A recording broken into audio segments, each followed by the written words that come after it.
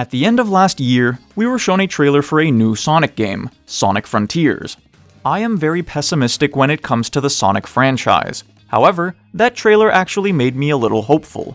If you watched that Sonic video I made a while back, you'd know I like the idea of Sonic in an open world, and that's what Sonic Frontiers' gameplay seemed to boast. I said I was hopeful, but I didn't want to get my hopes up too high. I mean, it was just a cinematic trailer with no gameplay. A few days ago, however, gameplay was finally revealed. If I could sum up the showcase with one word, it would be disappointing. Let's take a look at the gameplay video.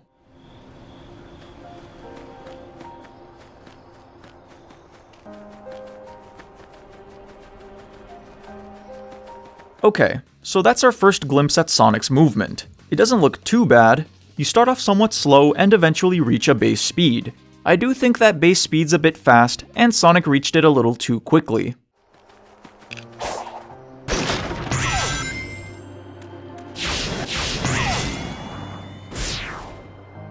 What the hell was that? Why are there boosters in the game? In my old Sonic video, I complained about how the modern Sonic games rely too much on boosters. They pretty much automate the gameplay, which is bad. Look what it's doing in this instance, automating the gameplay.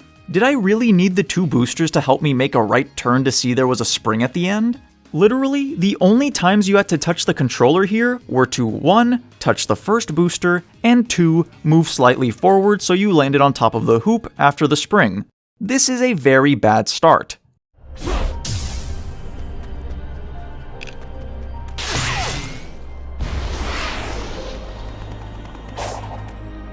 I'm a little iffy on that wall running. Sonic bounces on a spring, and it seems he's automatically given a boost when he touches the wall.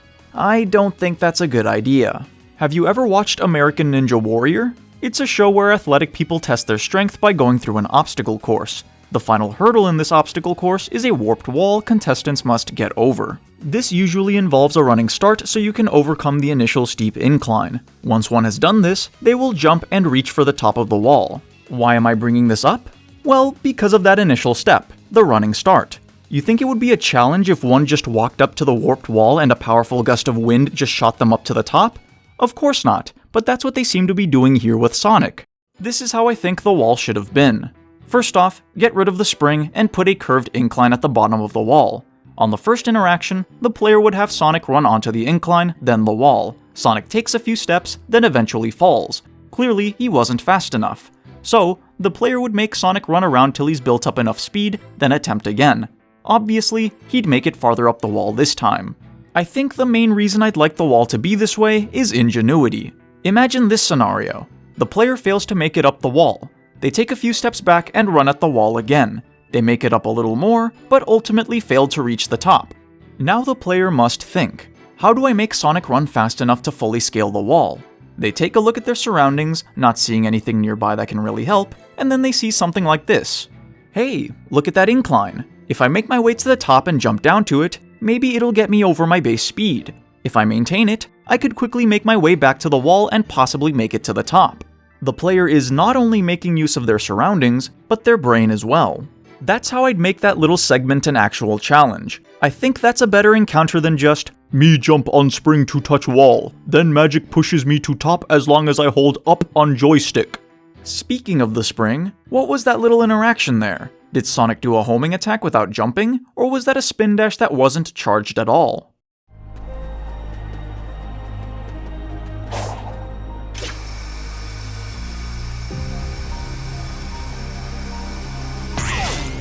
Okay, that is very worrying. You see how Sonic, with very little speed, was able to go up that spiraling rail with no slowdown? Yeah, that's a problem. What's the point of Sonic's speed if he can just do that? If there's no momentum, the scenario with the incline I made up earlier could never exist within the game. That means this game's nothing like Sonic Utopia or Green Hill Paradise. In those games, you were exploring the world and finding cool ways to speed up. Looks like there's no reason to figure out ways to go fast because stuff like this is going to happen.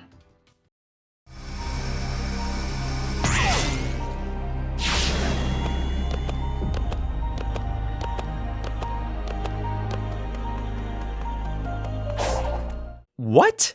I don't even know what to say. Sonic runs up the wall full speed because of a stupid booster, immediately stops to climb, then suddenly decides to start running again, not even at full speed, and still gets to the top?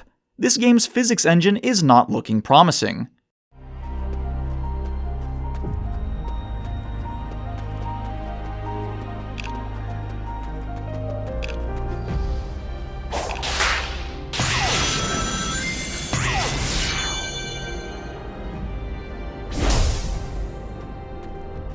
You know, I don't know what this tower is, but it reminds me of the Sheikah Towers from Breath of the Wild and the Divine Towers from Elden Ring. Generally, these towers were interesting and cool to reach. This tower Sonic is climbing is the opposite. Watching him reach the top was really unappealing. Why? Well, because it was so easy for him to get there. Sheikah Towers reveal portions of the game's map, and Divine Towers restore great runes. You don't need a map to beat Breath of the Wild, and you definitely don't need to restore great runes to beat Elden Ring. Even though these towers offer the player things that are technically unnecessary in their respective games, they were still spectacles. It was challenging to get to their tops, whether it be from climbing them or dealing with whatever guarded them. Sonic had absolutely no trouble getting to the top of that tower. Sure, maybe the developers plan to sprinkle a few enemies in there, but that won't be enough. Maybe there'll be some more significance to the tower, but I'm worried it won't be executed very well.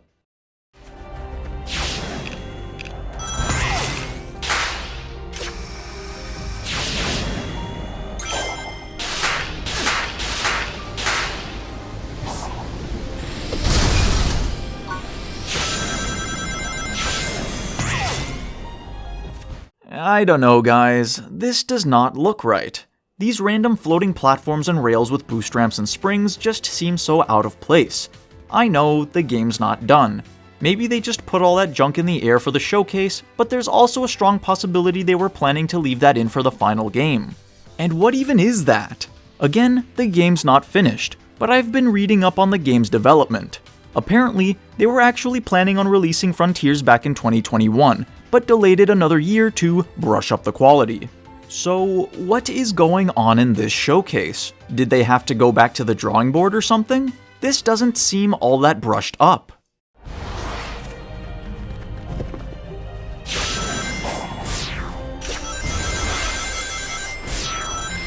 I hate rail grinding in 3D Sonic. I think it's a lazy feature. Rails just take you from point A to point B with little input. It doesn't make for very interesting level design. At least in games like Sonic Rush, speed was taken into account. If you were going up a sloped rail with little speed, you would slide back down. Say you had a level with this little segment in it. Just as you get to this point in the level, you would have built up a lot of speed. If you have a fast enough reaction time, you could jump to the upper platform. Because of your speed, you'd be able to completely cross the rail without being sent back, and get whatever goodie is on the other end, like a red ring or something.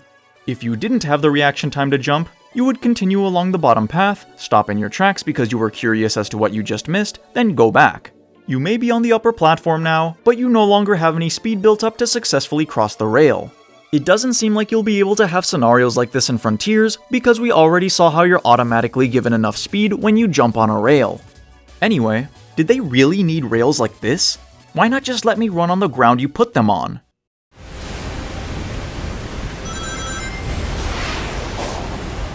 So, Sonic just broke the sound barrier here. He's done it a couple times earlier, but why? Is this just something that happens when you've been at a certain speed for a while? Or is the boost mechanic secretly here, and the person playing is activating it via button press? I hope to God it's not the latter. The boost mechanic sucks. Sonic travels so fast when executing it that the designers have no choice but to make levels incredibly linear. Just look at Sonic Forces. Without it, you need to rely on your surroundings to reach desirable speeds. That's what I was hoping you could do here, because, you know, it's an open world game where the designers can put lots of things to affect Sonic's speed. If you saw earlier, when Sonic was in the air, he was doing tricks. Every time he did one, these particles would spawn and move to the bottom right corner of the screen. That might honestly be a hidden boost meter, and it scares me. If I were to be a little more optimistic, I'd say these sound barrier effects are actually impulses, and the hidden UI is an impulse meter. So, instead of holding down a button for a continuous speed boost, pressing a button will apply a brief amount of force to Sonic for a temporary momentum change. The meter isn't a full bar, but a segmented one. Filling these segments is a gradual process, but pressing the impulse button will completely deplete one. I personally don't think something like that is necessary, but it's better than the boost mechanic. Alright, I think that's all I really have to say regarding the gameplay showcase. The rest of the video shows off some simple looking puzzles, more floating crap, and more dumb chains of boosters and springs. I'll be honest, I'm very worried about this game. I get it, it's unfinished and there's still some time left for development, but they've been working on this game for, 6 months at this point? They originally planned on releasing Sonic Frontiers in 2021, and as we all know, the announcement trailer was published in December of 2021, so they've definitely been working on this way longer than 6 months. The gameplay looked more like a fan game tech demo that was quickly whipped up in a month, which is unfortunate. I don't know what's going on at Sega, but they need to step it up.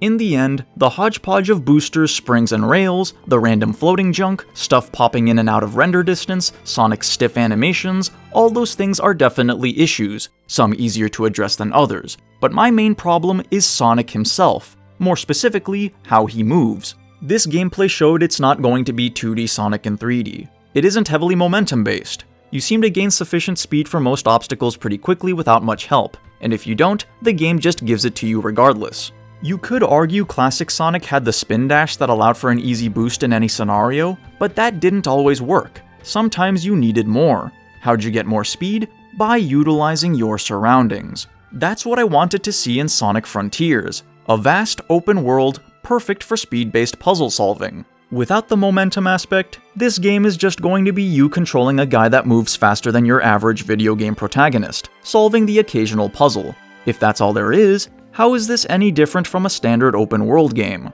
If Link's only movement in Breath of the Wild were that motorcycle you get from the DLC, then you'd have what we currently see in Sonic Frontiers, but more interesting. Sega, if you want this game to do well, please get some more people involved. Where are the programmers that worked on LEGO Dimensions Sonic? Get those guys to work on this. Find people that know what the fans want, like you did for Sonic Mania. Also, delay the game again. Take your time. Take the feedback you've been getting the past several days into consideration. Remember how Movie Sonic was heavily redesigned after the world completely rejected his first iteration? We need something like that for this game. In conclusion, I'm worried for Sonic Frontiers. I want this game to be good, I really do. I'm hopeful, but I'd be lying if I didn't say some of that hope was lost after seeing the gameplay. The developers still have the rest of the year left, but from the way the game seems to be headed, it'll likely be mediocre at best when complete.